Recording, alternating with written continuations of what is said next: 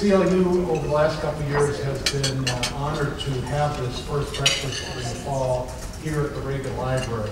Reagan Library is a great asset to this community, this country, and we're very appreciative of the opportunity to be here every September. And so it's my pleasure to introduce the director of the Reagan Library, Mr. Duke Blackwood, to say a few words and to lead us in the pledge.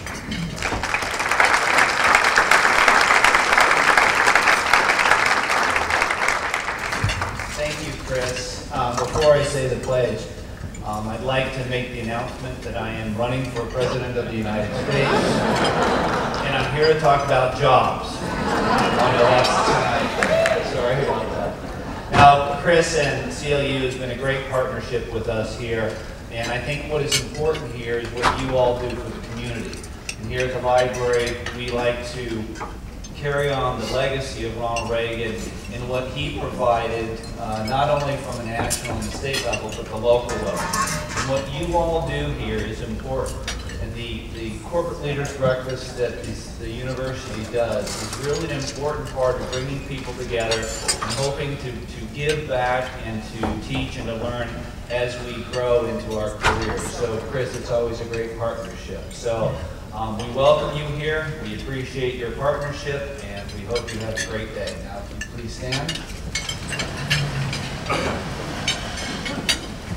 I pledge allegiance to the flag of the United States of America and to the republic for which it stands, one nation, under God, indivisible, with liberty and justice for all. Thank you.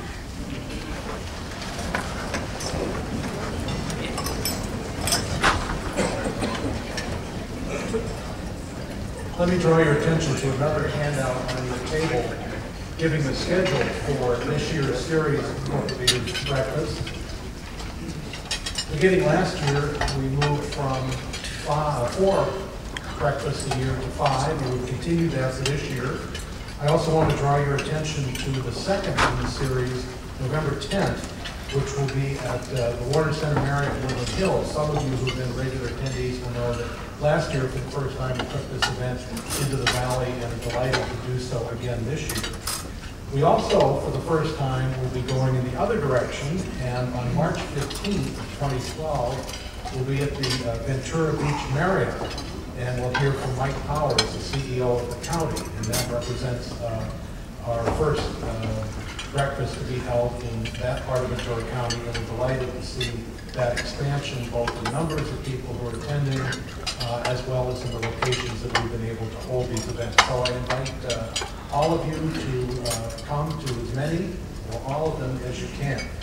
I also want to say that I think you recognize that this series would not be possible without the very, very generous support of our sponsors.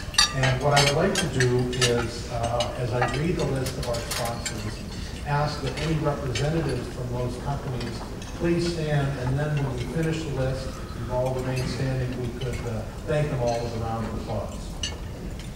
Limoneira, Merrill Lynch, Montecito Bank and Trust, Pacific Coast Business Times, Pierce Brothers Valley Oaks, Sage Publications, Santa Barbara Bank and Trust, University Village Thousand Oaks, Ventura County Star, Wells Fargo, and the Reagan Library's Command Performance Catering Group, who have served this wonderful breakfast this morning. Let's thank them all.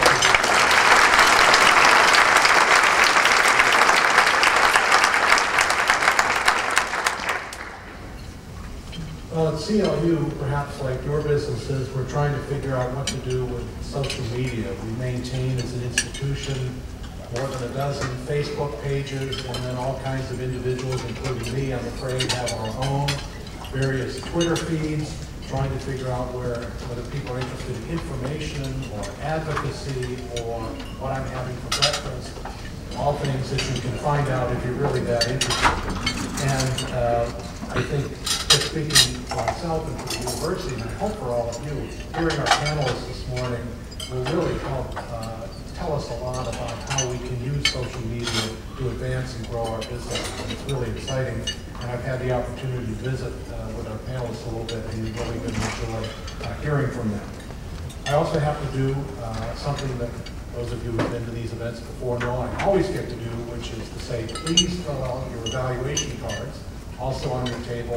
Leave them on your way out, and we do use your comments to plan future events, and so those comments are very, very valuable to us.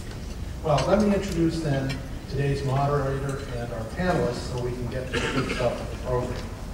Our moderator, and I'll maybe ask them to sort of come up as I'm introducing them, is Jim Rondeau, who's Director of Operations and Programming at KCLU, the university's prize-winning public radio station that serves Ventura and Santa Barbara counties. Jim, on many of his duties, anchors morning edition at the station.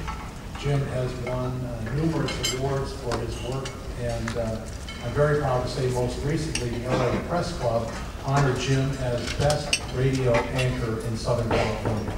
And those of you that know Jim as a moderator realize that he has tremendous talents in that area too. So let's welcome Jim Rondeau.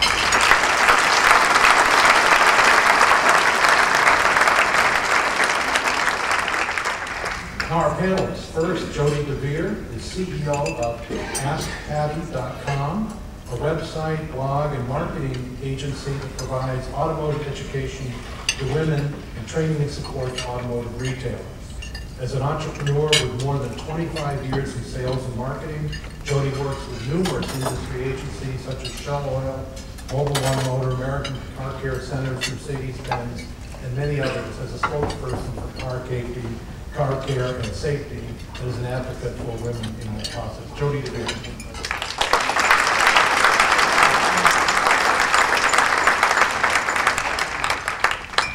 Beth Mansfield is the Public Relations Director for CKE Restaurant, the parent company of popular fast food brands Carl's Jr. and Hardee's.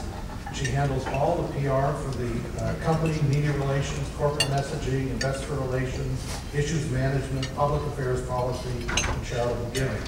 Beth launched the company's Facebook pages, Twitter feeds, YouTube channels, and Flickr sites. And again, if you don't know what those are, good luck the rest of the morning. And she has grown them from just a handful of followers to more than 2 million people across all the platforms. Beth Mansfield.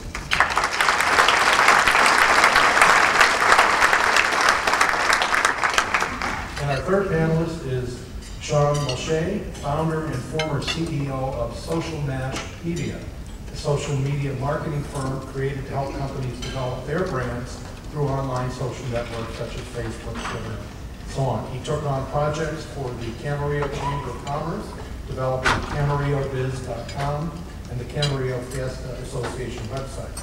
Shawn oversaw the acquisition of Socialmash Media by a private technology group in February and is now Director of Operations for Brendan's Irish Pub and Restaurant, a Camarillo-based restaurant chain. Shawn Mulchay.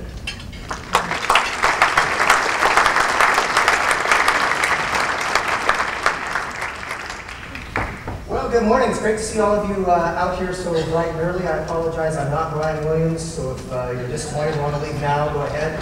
We do have a great panel, and we may even manage some job creation strategies here before we're done this morning.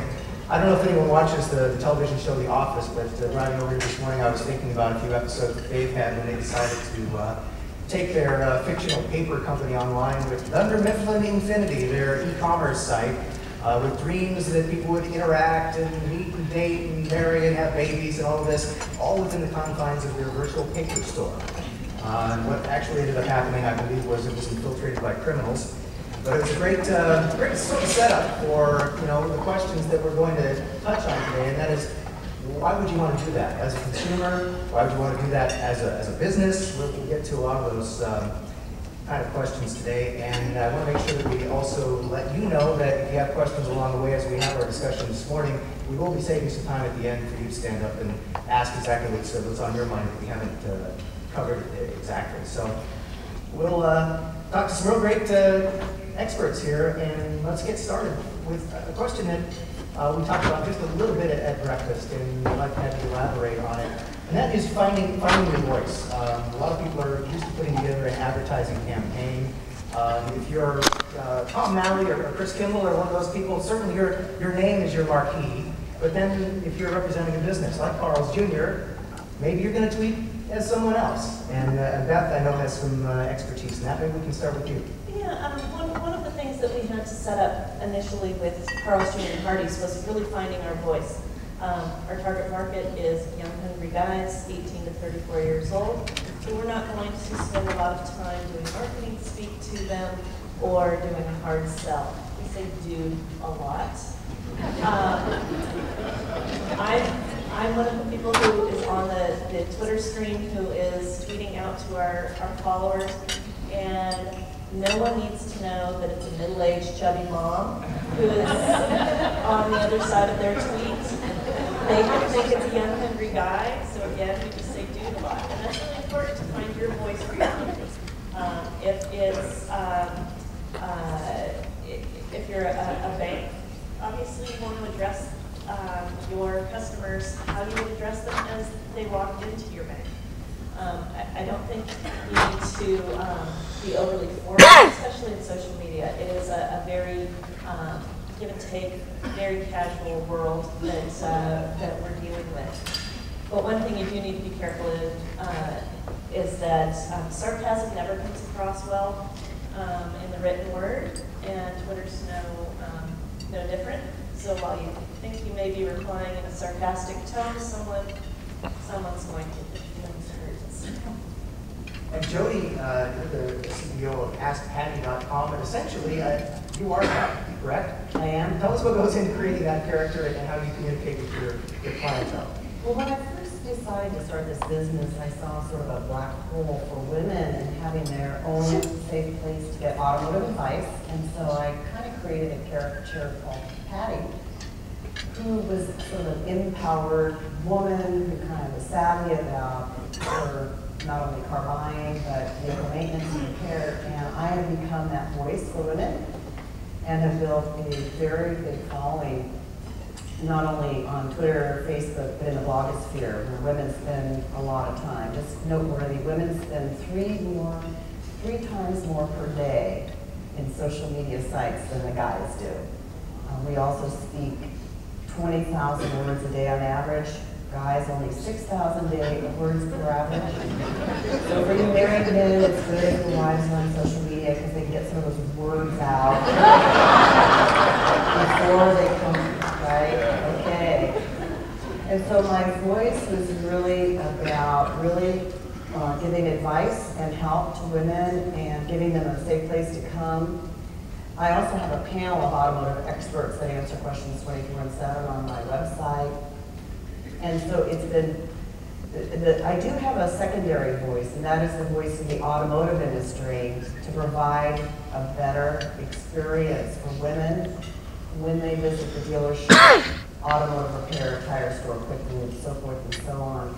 And so I've become iconic in my industry, representing those values to my industry and to women. Shawn, I wonder if you have any thoughts on that, how to create that voice that you use to speak to people, and whether or not it should be personal as the CEO of the company or a character that you create. No, it should definitely be personal. Beth was actually is right on the mark. It is rather informal. First, you need to know your audience. You need to know who you're talking to. There's definitely a difference if they are young, hungry men. There is definitely a difference if they are women who are interested in the automotive industry and cars. So at Socialmash, we manage several different campaigns for several different companies. So one was some with restaurants. We also work in the automotive industry. We definitely talk differently to different people into different companies. I think social media marketing is more a study on human psychology than anything. You need to really understand people and what they want and how to talk to them. I found humor is always a good way. People love humor. Be informal, be humble. People will get on your Facebook or your Twitter and they'll blast you when you mess up, you screw up, and you've done it wrong. And it's always good to remember that, admit fault. Honestly, don't stand on your high horse. Don't think you're above it all. Be human more than anything, and people will really appreciate that. I think that's probably the most important thing I can possibly get across. Be human. People don't, I know they're talking to a company, and we are representing companies, but more importantly, they want to talk to a person. So think of it as like a party analogy. You know, I go to a party, I don't want to go stand to that stiff in the suit in the corner. I want to talk to that guy over here who's got slinging jokes and stories and whatnot. He's the central focus of the party. That's the guy you want to be. That's the personality you want to be. And people will kind of naturally come to that. We'll get to the kind of staffing that it takes to be consistent and do an effective job of social communication with your audience. But I do want to sort of dovetail on that question by asking you how you stay consistent if you have a number of people handling the tweets. If you're a 24-hour, an operation that is around the world, around the country, tweeting to different audiences at different times, it can't all be the same person, can it? See, in my company, we were very small. We ran very tight. There was only 4 of us. One person handled one company. So if I was handling, in one case, Brendan's Irish Pub, they're one of my clients, and their owner bought us out. I only handled Brendan's Irish Pub. It came from me. I was the voice. I didn't really let anyone else in my office touch it. Same with the other guys who handled the other accounts. In many cases, what we work with, we work with global companies, we work more with smaller companies, local companies. I like making things very local and personal. So like I didn't work on the broad, like Coffee and Tea Leaf was one company we worked at. I didn't work on the broad Coffee and Tea Leaf corporate website. I took on individual stores. And so we didn't have the issue of having to do a vaccine or something. Beth, it relate to you at all with Carl's Jr. and Harvey's Restaurants? Yeah, we do have 3 people on Twitter. Obviously, we're not doing this 24/7, but because we're all on smartphones, we can, like I did at 3:30 this morning when I woke up and just to double check that things are okay on the Twitter feed. But we do feel like, yeah, there's going to be downtime. We all need sleep. You don't have to be on there 24/7, but you do need to monitor it. We have large agencies that are worldwide, so they're monitoring it for us to see if there's a crisis. And that's one thing that's very possible at any time. We're in 23 countries worldwide. We don't know if, for instance, when the uprisings in Egypt, we were all over the news because Freedom Square was, there was Hardee's there. And so in all of the Al Jazeera clips that you would see, Hardee's was, the script logo, just like Carl's Jr., was right on, in the background of it. So we had people tweeting a lot that, oh, I saw Hardee's in Egypt. I have now. So we were aware of that before it kind of came to be a trending topic or something. But yeah, we try to stay on top of the news just to see if there's anything, especially customer issues. Well, since you're social media specialist, let's talk about really what the goal of all of this is and the type of interaction that you're trying to encourage here. Because with traditional television or print or radio, the business creates the message and sends it out to the consumers in hopes that it reaches the people who are going to come into the stores or buy the products and that sort of thing. How is what you're doing different? What are you encouraging communication, for example, between consumers of your product? How social is it? Absolutely. We try to interact with the consumer just as if they walked in. They may tweet or post on Facebook, I love your burgers, can't wait to go have a Western bacon cheeseburger for lunch today, or I'm really jonesing for this. We try to follow that up with personal outreach and say, hey, how was it? What did you get on the side? Did you get French fries or did you get onion rings today? Or did you live a little and go for the fried zucchini?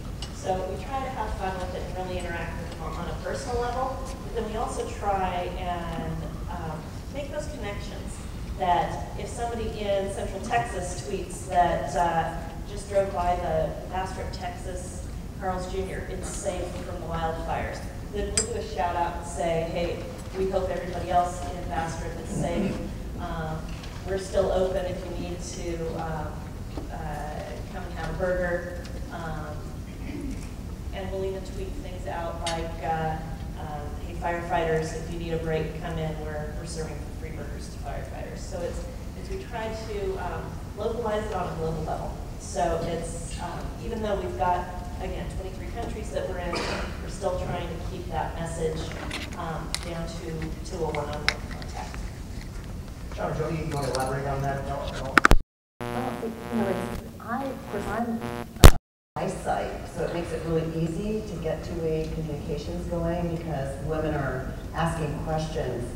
And I just want to qualify and say that Twitter is not the only social network, even though we're kind of focusing around that. There's Facebook, there's Foursquare, there are so many different venues, and I participate in most all of the major ones. And as a, you know, I'm not Carl Jr., so I just want to say that even a small or medium-sized business can participate on a regular basis. I use the Dr. Pepper formula, and I'm in my age group in this room, so I let it 10, 2, and 4. But you don't have to be monitoring it 24/7, but you do have to participate every day in small, I call it drip marketing, and then have a mobile device where you can be alerted to things happening. Most of the social marketing that's happening, I'm driving it. I do have 2 or 3 assistants. But you can also automate some of the messaging. For instance, we write a lot of article content that's automotive advice, and we post that, and we actually have some services that we use that schedule it to go live at certain times of day, to take the burden of having to do it manually. But my interactions with women, I just want to share one thing that we do that's really fun. At night, when young women go to bed, they attend Twitter parties. They do. And big brands like PepsiCo, Turtlex. I just completed a party with the 561 BCA animal pet hospitals to educate women about their product and brand and have intimate interaction with them. The last Twitter party that we held, we reached 1.7 million viewers in 2 hours. And so it's a very powerful way to get your brand messaging out. And of course, it works perfectly. These women are sitting in their pajamas, they're drinking wine, and I'm not kidding, and they're having a great time. And we gave away a lot of dog safety things and actually flea protection. And it was a blast. And so I think there's some uses of this medium that are unknown to businesses. So I hope that we can all share some of those tips. That there's a lot happening, and people are gathering online to not only entertain themselves, but educate themselves and keep track. I actually monitored the entire presidential debate last night on Twitter. It was much more interesting. Shawn, maybe you can continue on. I'd love to add this into the mix, and that maybe we can get an idea from you of I asked you what was different about this than traditional advertising. What's in it for the consumer? If I own a restaurant or I run a bank or I've got a store or some sort of service, why would someone want to go to my Facebook page and like me or subscribe to my Twitter feed? What's in it for them? So social media marketing is uniquely different from traditional marketing. Traditional marketing, your newspaper, your billboards, it's a monologue. So the goal is to push a message and get it in front of as many people as possible, as many times as possible. It's all about impressions. So look at my newspaper, look at my billboard, look at my whatever, look at my whatever. And more or less, you're interrupting their lives. So it's aggressive. You're reading on the consumer. What's great about social media is it's not a monologue, it's a dialogue. We're going back and forth. I get to push out my message, you guys get to give me feedback. And I think when we talk about social media marketing, I think this is what is lost on a lot of people. They don't consider is the one thing that's probably more valuable than what you're pushing out is what your guys' consumers and clients and customers are getting back and the feedback they give back to you. So an example would be Brendan's Irish Pub we opened up. We use, we bought potatoes, mashed potatoes, one of those bags of pre-mashed, you boil in a pot, and then you get them pretty much ready to serve. People on our Facebook page and Twitter came back to us and said, guys, these potatoes are crap. They don't really taste that good. Like we know what you guys are doing. We took on that. We identified that and said, no, from now on, we're getting whole potatoes, we boil them ourselves, we're mashing them in-house. Everything is going to be done in-house. And we use our customers, we call them guests. Customer has a negative connotation in our eyes.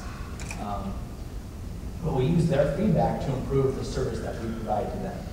And I think that's very, very important. And that's a very important point in that you do need to listen. There was a long time on Twitter and Facebook where we didn't post every day or several times a day. We were listening. We wanted to hear what our guests wanted from us. Okay, in our case, it means they want cute things. They want funny things. They want to interact with us, and they want to have instant contact if they had a bad experience in a restaurant. Obviously, we can't address those 24/7, but we do try and do it within 24 hours. So it's a guest response vehicle. Well, what do your guests, what do your customers want to know? Do they want to get advice on end-of-life issues, or do they want to have advice on setting up a trust? Do they want advice on top 10 tips for opening a new business account at your bank? You have to find out what they want and then go ahead and put that into the mix. Another important point would be to don't do this on the fly. You need to have a plan. And my plan started in a notebook, and it's like, okay, on Monday I'm going to talk about this, on Tuesday I'm going to talk about this. Eventually now we have a spreadsheet that we have for Facebook, we have one for Twitter, and then we also discuss things that are relevant in the news that day. So it's something that you can plan for. Jody talked a little bit about automating some of it. There are free services that you can post tweets in advance for them to go out later. We do a paid service for Carl's Jr. and Hardee's just because we're a little bigger and we need to manage that. But again, there are lots of free ways that you can do this. But really listen to your customer and hear what they want from you. Inherent in all of what you're saying seems to be something that a lot of businesses are going to be uncomfortable with, and that is a lack of complete control over the message. Because if your message goes out and what comes back to you isn't all that positive, perhaps you have to recalculate. And then add into the mix that a lot of the sites that are commenting about your product are places like Yelp that you can't necessarily control. So this is a whole different world out there where, as you indicated, one dissatisfied consumer or one happy consumer can make all the difference for a business, and that review could live on for a long time. How do businesses deal with that? You know, you have lost control. I just want to tell you, all of you, we've all lost control because these social sites are very public. And I always consult with my clients and say, look, you either join the conversation or you get buried by the conversation. And actually, when a customer complains publicly, they are giving you an opportunity to solve the problem. It's those customers who cannot complain, they just go away, and you never hear from them ever again, the real losses to your business. And so addressing this and having a plan to respond to criticisms like what your company did by changing potatoes, that's great feedback. And listening to the conversation. I spend a lot of time in Twitter, like reading the newspaper, just listening to my users to understand what's important to them now. And it's an ever-changing song of women. That can change 4 times a day. And keeping really abreast of what's important and the drivers, the economic drivers that are driving decision-making, or the popular things in fashion, or whatever is driving your consumer, your buyer of your products and services is important as a marketer. And I have met, it is a boom for marketing and advertising people, this space where you can hear their voice very clearly and be very on point on how you're doing your outreach and how you're addressing their concerns and being relevant. Sure. I think Jody's absolutely right. When a guest does complain, it's an opportunity to make it right. I think some of our most loyal guests that we have today For people who first came in, they had a horrible experience. They went to Yelp. And albeit, I personally don't like Yelp, and I'm sure Beth has plenty of horrible stories about it too. There's a lot of opportunity there, because when they do complain, I private message them. I often give them an opportunity to come back. Said, come see me. I'll give you a $15 gift card. I'll buy you dinner. I'll have my chef come out, and I'll make sure that he makes everything perfect. I mean, you guys will get spot on care and treatment. So I think there's a lot of opportunity. I want to be held accountable. It requires a lot of vigilance, though, monitoring of what's out there. It does. There are a lot of sites. Yeah, and you're playing a little bit of Russian roulette sometimes. I mean, yes, you do run a risk of losing control of the message. There is a possibility of that. There are very subtle ways to where you can skew it in your favor. There are ways to keep people on point and in check and make sure that you don't lose the message. It really comes down to how you treat people. If you really piss them off, if they're going to go off and they're going to post on everything they possibly can, just to spite them. The deal is, you want to bring them in, make them feel special. Treat them like royalty, treat them like gold. And yeah, I use services like Hootsuite and Sprout Social. Those are my two favorites. You use that to schedule tweets. You use that to monitor. Those being said, Facebook and Twitter and Yelp and the like, and it has some really good built-in analytics as well. I think you can actually see what it is, how many people are reaching you. I think Beth and Jody have both advocated actually responding publicly in that same forum that someone may have criticized you. Right, and that's one thing. You don't want to sweep any negative experiences under the rug or delete them off of your Facebook page. We're true believers that you want to be authentic. So the reality is, I'm in fast food. This burger was made fast to get to you, the guest. And sometimes it's squished and it doesn't look very pretty. Not everyone is a winner. So when somebody posts a picture of Western bacon cheeseburger that's looking a little on the sad side and says, this doesn't look anything like what's in the ad. I can't believe this is my burger. How pathetic, Carl's Jr. I'm like, you're absolutely right. It shouldn't look like that. Let our star shine for you. And I send them the magic card. It's a guest card for a free burger or a chicken sandwich, whatever it was that they had. And that goes so far with them, because then I've turned someone who is a critic into an advocate. They will then reply, how cool is that? Carl's Jr. is following me now. Or how cool is that? Carl's Jr. just replied to my photo and said they're sending me a free burger. So we do. We have to turn those advocates into advocates.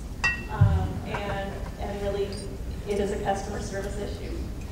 I'd like to add something, just to some of you CEOs that may be sitting out there shaking in your boots, that it is wise to sit down with your staff and develop a social media policy.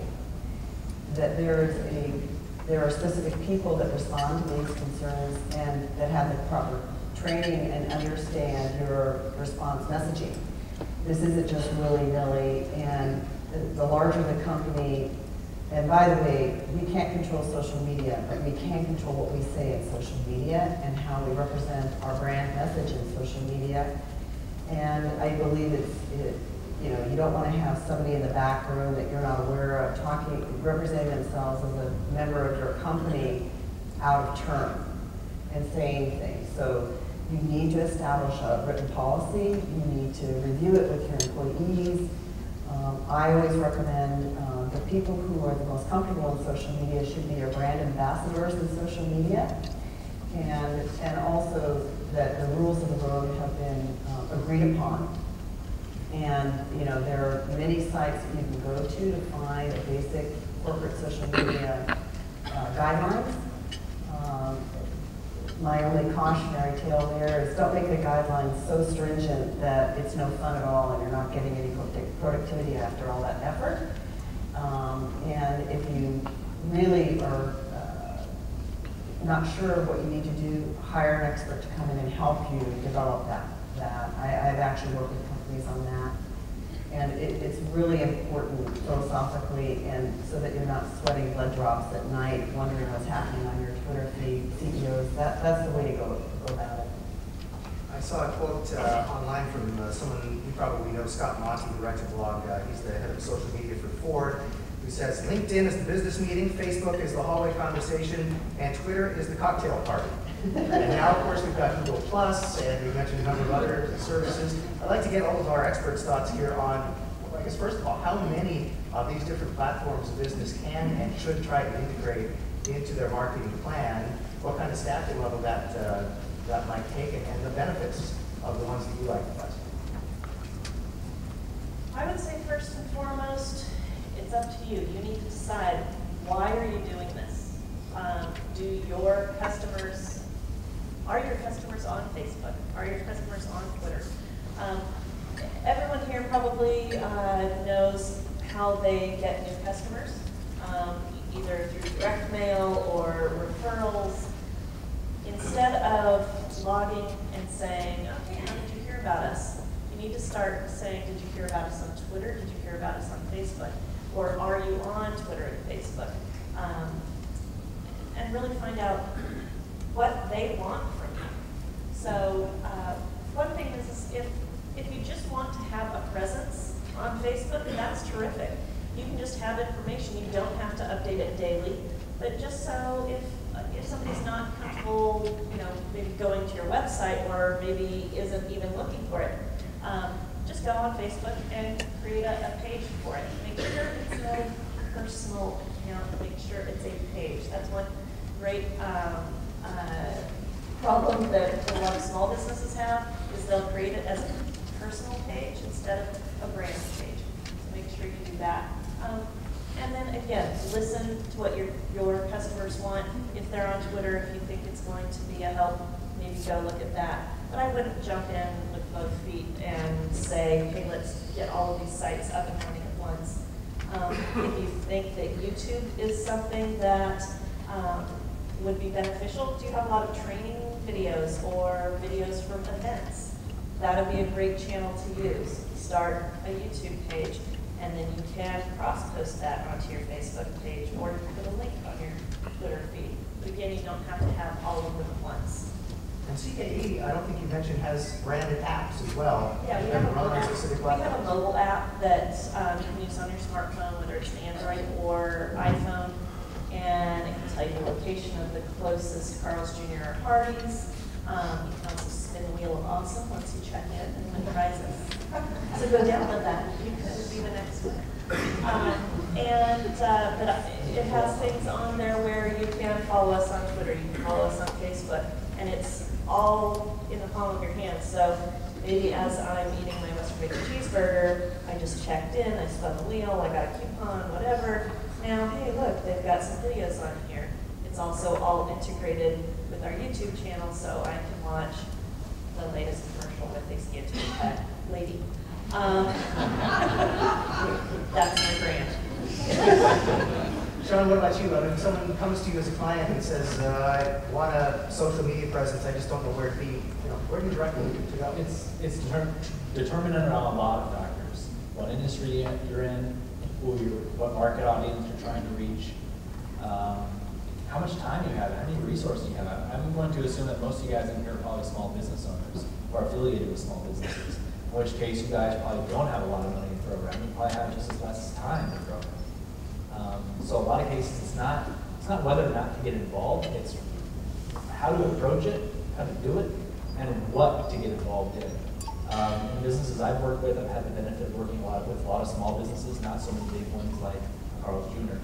But the small ones, I've always gotten the biggest benefit from Facebook. It's 800-pound gorilla. In Ventura County, I don't get as much benefit from Twitter. So usually we don't spend a lot of time on that. We put most of our energy towards Facebook. We dabbled in YouTube, dabbled in Flickr, but for the most part, Facebook is the driver. We have to remember that social media, although a lot of people say social media is not free. I mean, in essence, yes, there's no barrier to entry. You can go in and set up a page if you want. That's not going to cost you anything. But it's, in many cases, for a lot of you small businesses, it's going to take up one of the most prized resources at every time. So there is time that's going to be time will have to be invested. If you guys are looking for an expert, then it definitely will cost you some money. If you want someone who's serious, someone who's good, and they know what they're doing, it's going to cost you a decent penny. And you have to know that you're not going to get you're not going to get an amazing marketing campaign like what Carl Jr. puts out on $250 a month. You should just know that. For a lot of small businesses, I suggest that they internalize things as best as possible. If you're back in the industry, depending on what you are, if you're a bankruptcy attorney or a divorce attorney, good luck. Like no one really wants to approach you on Facebook.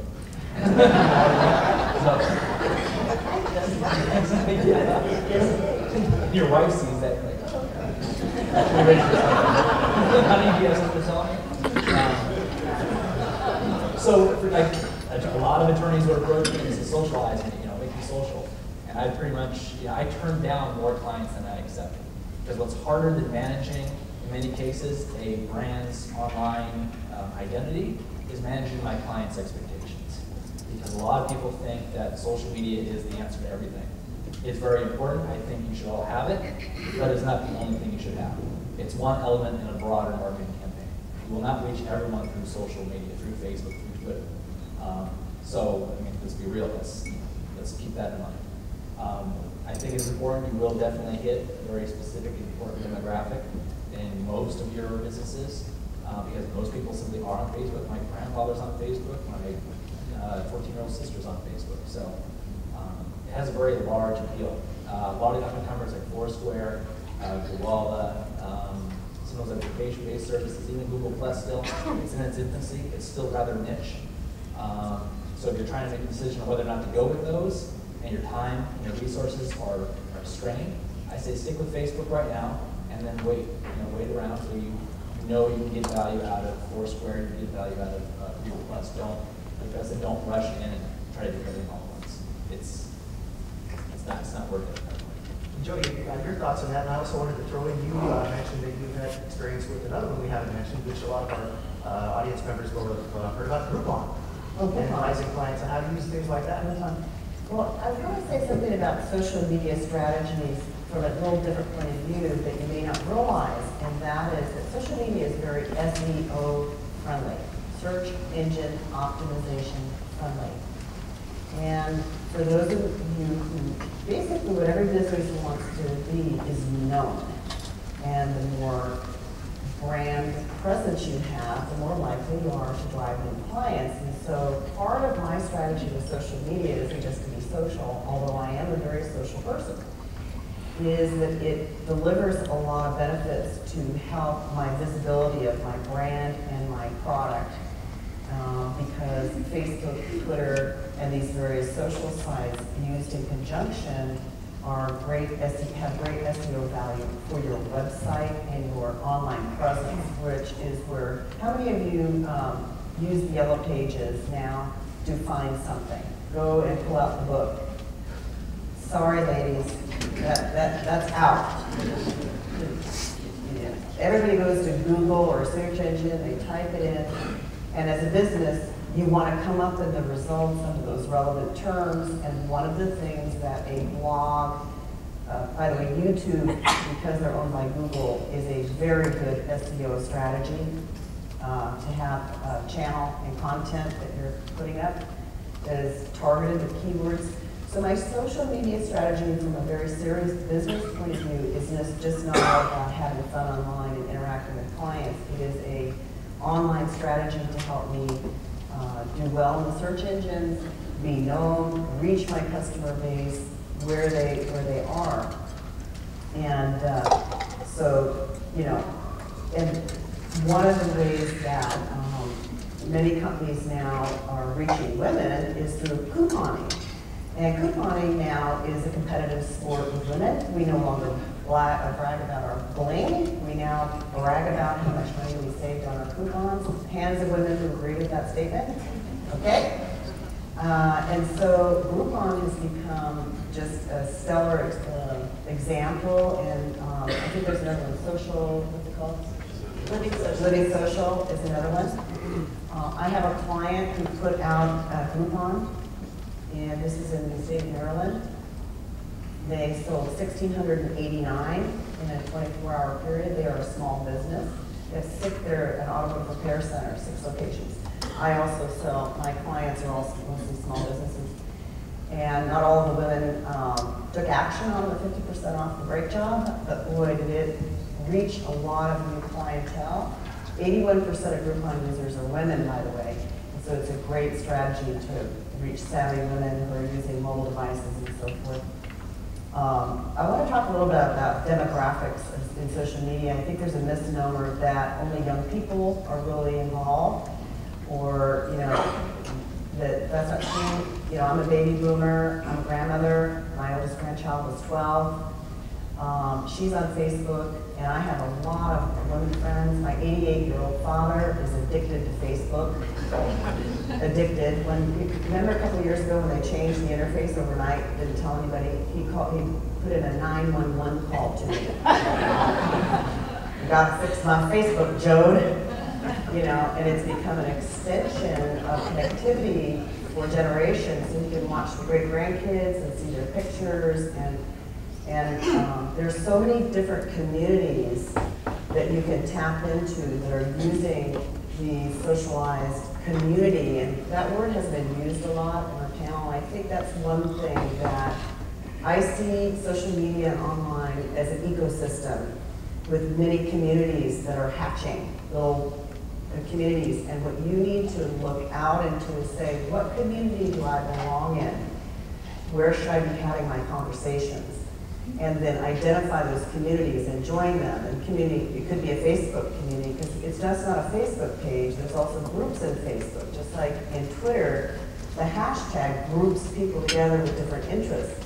So what you're looking to do is understand the ecosystem that you belong in, join in the conversation, and become known, and get your messaging and interaction done in the right communities, which that is definitely an art, but it is definitely worth the effort.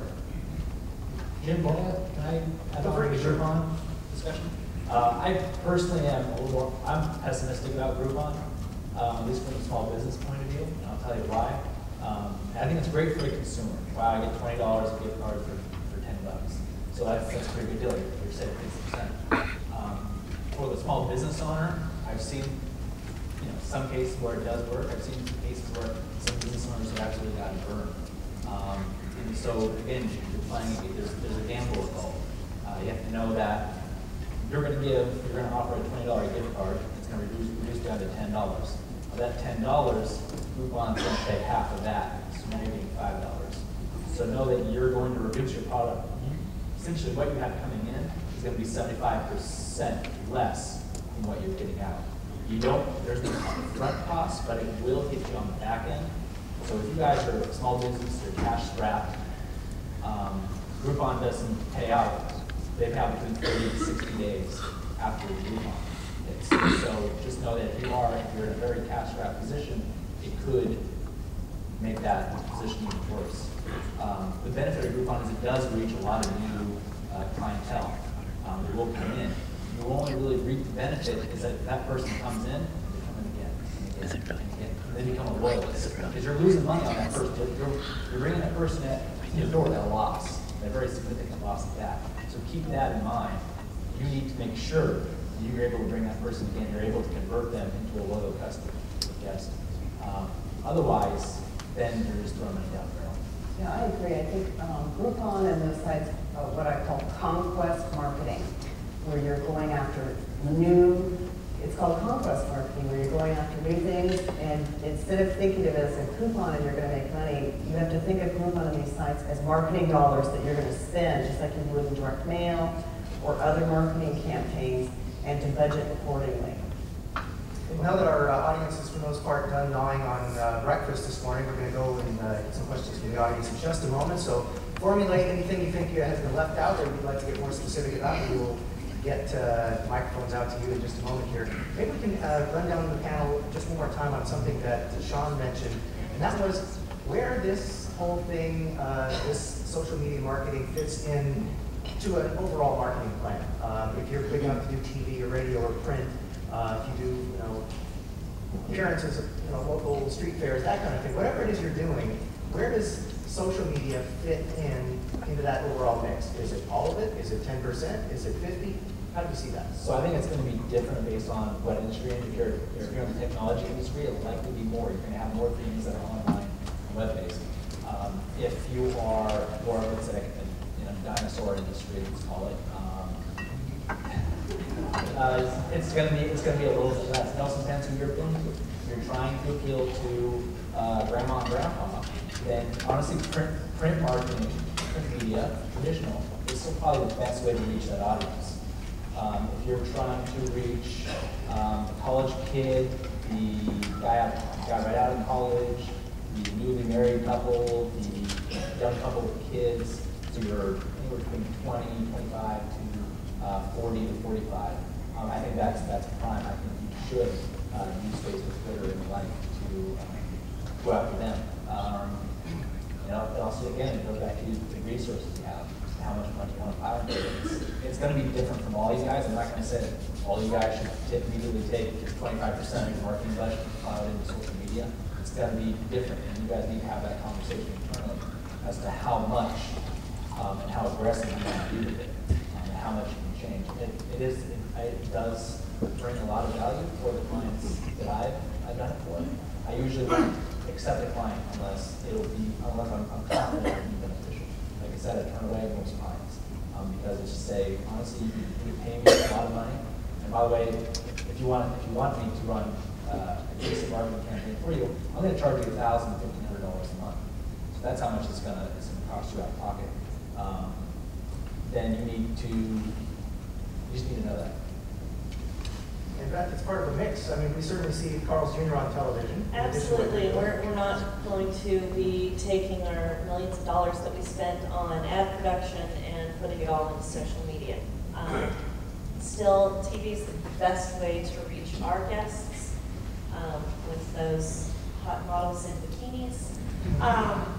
They're very memorable ads, and that's what still works the best for us. But we don't want to be left behind. And that's what you really need to think about is we aggressively went after digital because our consumers were very social. And so we put money into it. We spent a lot of money doing the mobile app. But again, it still doesn't even come close to the money that we're spending on traditional broadcast advertising. So you still have to look at it. It's just one piece of the puzzle that makes your company go. And I'm assuming it's got to be different for the online advice site versus some of the perhaps retail organizations you work with. Well, actually, when I started my company, I didn't have the Carl's Jr. budget, multi-million-dollar budget, and so I launched my entire business on a blog aimed at women, and within 6 months, I was featured in the business section of the New York Times. So I guess that was a really good choice. And my advice to small businesses that are trying to reach consumer women with their products, definitely you want to be online. The mix of, I don't do very much, I'm just telling you my story because I can only speak from my experience, but I do not use a lot of traditional media sources because I really don't want to budget for them. What would have happened to my company if I had $1 million to go out and market and didn't launch a blog and do social media? I get about 30 million brand impressions a quarter. I don't need all of that. And I have a very successful business. It's driving leads. I'm hiring, utilizing it. I'm getting huge opportunities with major brands. I just got invited by Harley-Davidson corporate to do a whole media event with their Rider's Edge women's motorcycle program. They found me on Twitter. So I can only speak for me because I think the women's market is so identified and having so many conversations. However, when I consult a corporation or a company, my advice to them is dabble first. Don't give up on all of the traditional forms of marketing, but start with one, but make a commitment to do it for a year. A lot of the reasons that social media marketing fails in businesses is that there's no overnight success.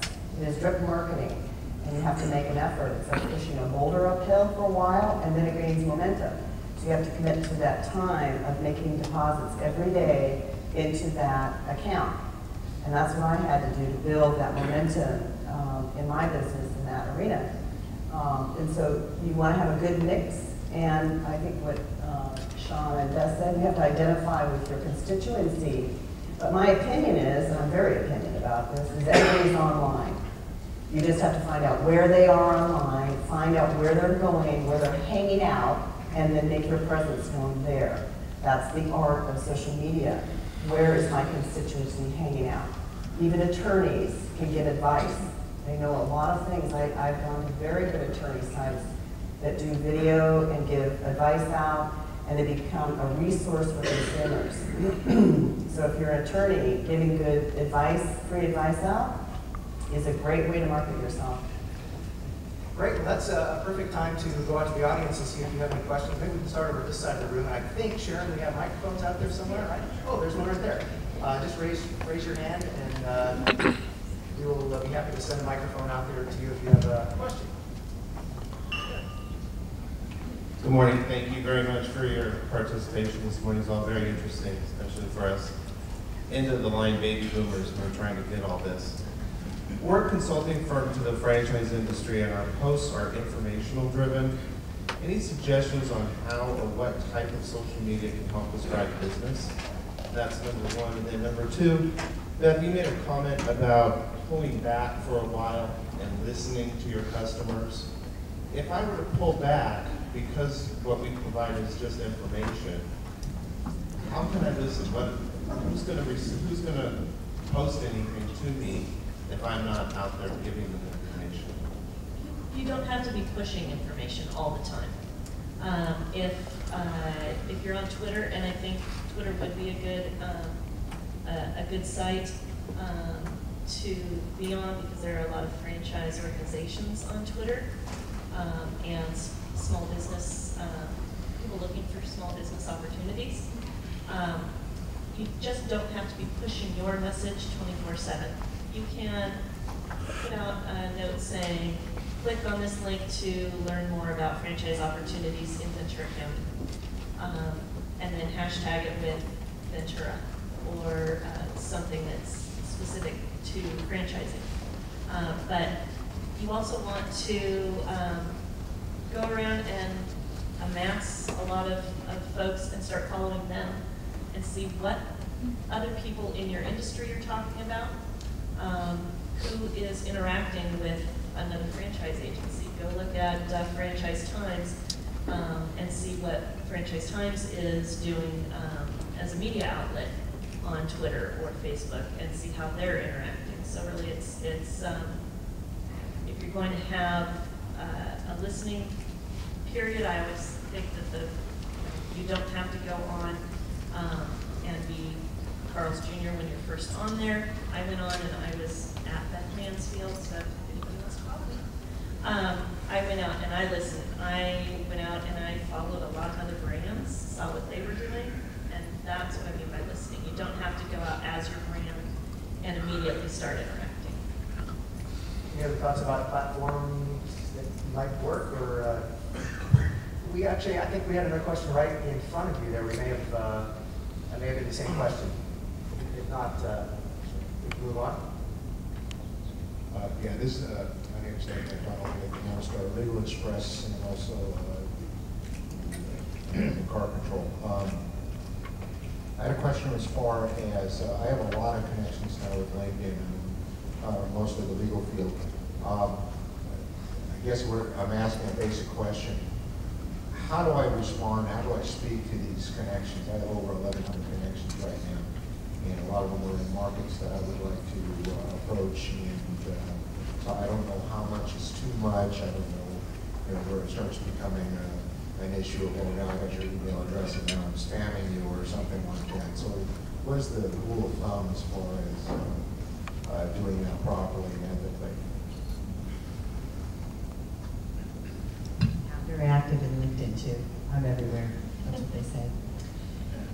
LinkedIn has a lot of groups, and one of the ways that I interact is I find relevant groups in LinkedIn, and then I post relevant information. And links, this would also be a good answer for the first question, that, or ask a question. A lot of us as marketers are used to pushing information out, and posing a question actually gets interaction.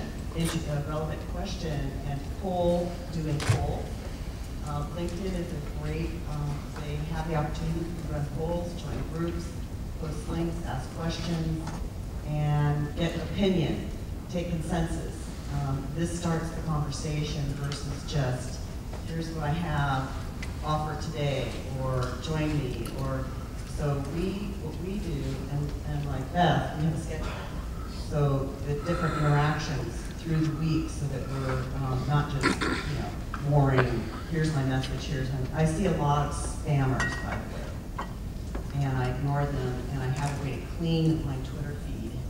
There's a Twitter cleaning service to get rid of these people that post all these irrelevant, baloney things that I don't want to hear. And so don't be a spammer. If I can add to that, relevancy, the information that you post is very, very important. Like on Facebook, if you're posting 3, 4, or 5 times a day, I and everyone else, we're going to ignore you because you guys are going to fill up my feed. I don't want to, I prefer one message from you a day. That's usually my policy. So the magic number on, at least on Facebook, is 1. I post once a day. Pick a time around 11, 3, or 8 o'clock. Those are usually peak Facebook times. I don't like to post at 8 o'clock. It's the latter part of the day, so I like to do 11, 3, or anywhere in between. Somewhere in the afternoon, the people, when they take their break, they're going to see it. When they come home from work, they're going to see it. But yeah, don't spam us, and don't spam you guys as consumers, because they can't hide you, they can turn you off, and they will. And that's something very important to remember. That ultimately, yes, they do have the control whether or not they want to listen to you. And if you're saying something that ain't relevant, and you're saying something repeatedly, again and again and again, and you're pushing it down their throat, they can just turn you off, and they will.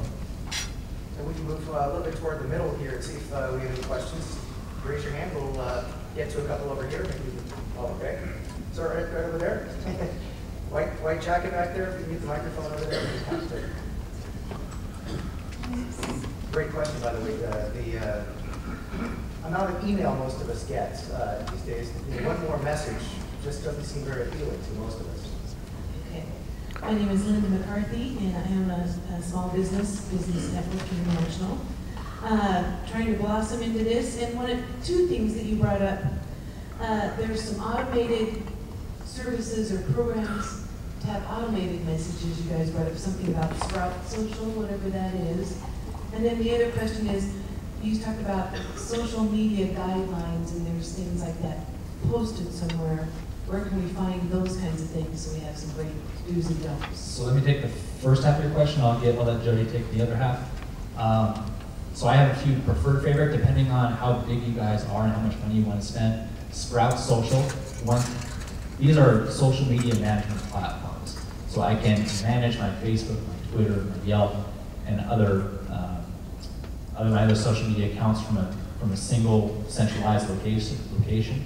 I don't need to do it in the native, Twitter app or the native Facebook app or online. I can pretty much pull everything into one, and I can also use that to analyze how many people are viewing, how many people are responding, how many people are liking, how many people are mentioning on Twitter. So Sprout Social is one. Hootsuite is another. Hootsuite, I think, has a $5 for $5 into a few accounts, and then it's tiered. It goes up from there. Sprout Social, if you really want the power, then you need to pay it's $49 a month. For larger businesses, if you guys are really big, even something like you, Beth, then you guys might want to look at like Buddy Media. Buddy Media is for the high-end, very large, international, if not national brands. That's going to cost you a pretty penny. That's probably getting to thousands, or if not hundreds, high hundreds, if not thousands of dollars a month. But the stuff that they give you, the support they give you, is mind-bogglingly awesome. Jody? Go to Google and type in social media guidelines. We have like 5 minutes left here. Let's see if we can start moving toward this side of the room. We have another question right over that neighborhood before we do. I'm one of those people that not on social media. don't have a mobile device with me, but you say I should get on it because it's so intimate. It's so intimate that when I talk to Beth, I think I'm talking to an 18-year-old stud. When I talk to Shawn and complaining about his suds and spuds, then I think I'm talking to someone at Brendan's. Maybe Jody is the most honest one. She's a female, but I think I'm talking to Patty instead of Jody. So as a business person, I think there's just maybe a little more deception than on Match.com. So why should I be on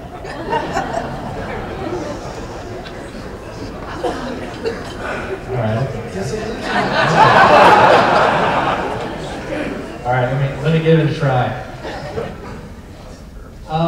In a way, yeah. In a way, I am kind of deceiving you. It's not me. I'm not talking from Shawn. I'm talking from Brendan's. In this case, Brendan is a real guy. There's a gentleman behind the name. And what I do is I take on his personality because he's kind of technologically not hip. I got him his first computer just last week. So he's a fun-loving Irishman. I kind of assume that personality. And talking to these businesses and talking to Brendan's and talking to Carl's Jr. and Patty, no, you're not talking, and I'm not representing myself, but I am representing the company. And you guys are our clients and our consumers, and you can be guaranteed that your voice and your opinion and your feedback is being heard and taken and used and analyzed, and if it is negative and my spuds suck, then I am using that to better my product or better my service for you. So yeah, there is a little bit of deception, but ultimately I think it's in your guys' favor. You guys are given the opportunity and the platform to give us honest, real-time feedback, and we're going to take that, and I can use that to improve. I know that for every complaint I get, there's 10 more people walking out of my restaurant who aren't saying anything, and they're just mumbling, underneath their breath. And so when I do get complaints, I take them serious, and I got to multiply them by 10. And I think, again, like I went back, I said that's probably one of the most valuable parts of the social media, is not just what you're pushing out, but what the people are giving you back in return, because that's gold. My core demographic, again, doesn't want to talk to a chubby middle-aged mom. So if I can, on behalf of my brand, take on the moniker of Happy Star, our fun-loving mascot, then I'm going to do that so I can address our main demographic that we're targeting. Again, there is one really interesting point. You brought up Scott Monty from Ford. He is their social media guru, and everyone knows in the social media field who Scott Monty is, as well as his brand. But if Scott Monty just picked up one day and said, you know what, Ford, you're not paying me enough, I want to go to Chevy, he could. If Scott was not the face of Ford, and it was just Ford.com or Ford, at Ford if he's on Twitter, there's that guarantee that the message will continue. If Scott Monty is hit by a train tomorrow, unfortunately, Ford has lost a large voice for them. So I look at it as I'm looking out for my brand integrity. I'm looking out for my brand continuity.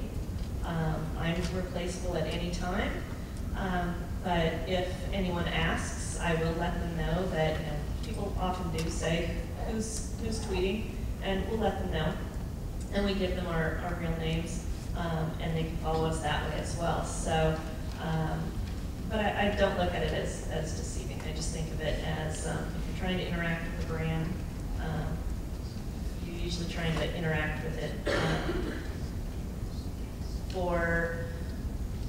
for an answer. And as long as we're honest with our answers, then we've done our job. We're very tight on time, but we have probably one more. We have a quickie over on this side of the room, right there. In the spirit of Facebook, this was, or social media, this was Facebook to me this morning from the adjunct professor at Fordham University of Social Media. She asked, where do you suggest PR marketing professionals in transition find social media jobs? On Twitter. There are hashtags for that. There are tweet-ups. There are Twitter parties, as Jody said. And there is a whole group of PR professionals online that are looking out for each other, especially in this economy. LinkedIn is perfect for job seeking and making those connections as well. But if you want to join a fast-paced, interactive conversation, Twitter would be the place that I would say. I can just add to that. There are also a lot of websites that cater simply to social media, the topic of social media. Mashable.com, that's an important one. If you guys are kind of a social media novice, go on there and just read all their articles and what other people are doing, what other companies are doing. They actually have a job posting board for PR people. I think it's out every week. It goes probably like somewhere maybe here, like 20, 25 all throughout the United States. Companies that are hiring a social media expert or someone to tweet for them or internships or like. And then again, like Jody said, just Google it and you'll likely come across some job boards and some other things. But if I'm a company, I'm looking for a social media maestro, someone who can manage my stuff for me, I'm definitely going to either put it on Facebook or put it on Twitter because that's where they should be. And if they're not, then I got to ask as to whether or not they're really legitimate. And with that, a personal note, thanks so many of you for being here. It's great to have breakfast with some of the people that I normally talk to on the radio in the morning. And if you are a KCLU listener, I was just told this morning that we have a breakfast at the radio station to see the beautiful new facility that California Lutheran University just built for KCLU. You can find out more information, I guess, in the foyer over there. And with that, let's go ahead to our terrific panel.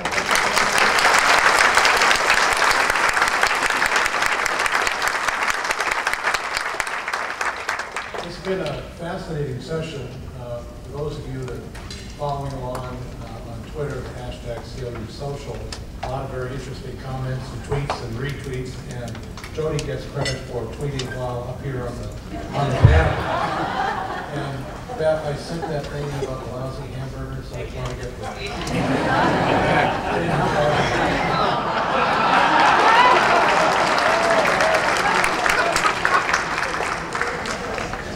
Our panelists, I think they said they could stay around for a few minutes. I want to respect everyone's time. I think there is an opportunity for further conversation. I know that people want to hear more about Google Plus and more. Let me just do a couple of quick items of business. First, please take a moment to fill out your evaluation cards. We always appreciate the feedback. Secondly, hope to see you all on November 10th at the Warren Center Marriott to hear from David Flax with the LA County Economic Development Corporation about their strategic initiatives. A little bit of CLU business. The CLU School of Management Board of Counselors will gather at the back of the room after the meeting concludes. And then, for those of you interested, there will be a tweet up from Duke Blackwood for President hashtag Duke 2012. Seriously, thanks to Duke and all the staff here at the Reagan Library for hosting us this morning. Thank you all for being here, and let's once again